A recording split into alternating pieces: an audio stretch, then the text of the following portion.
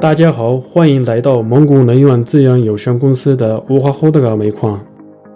如果你要开车进入矿区，应当遵守以下交通安全规则。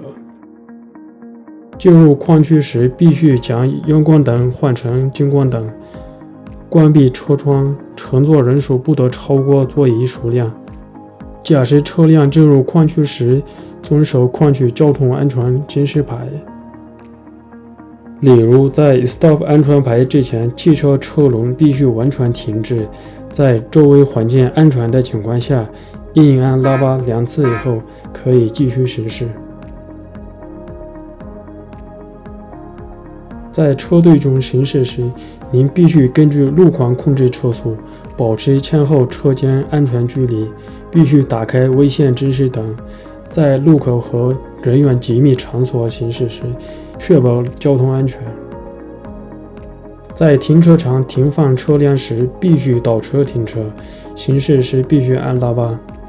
车辆启动前，喇叭按响1次；开车起步前按响2次；倒车前按响3次。矿区内暂停行驶时，车辆不应熄灭。欢迎参观在蒙古戈壁地区由蒙古人独立经营的乌哈霍德嘎煤矿。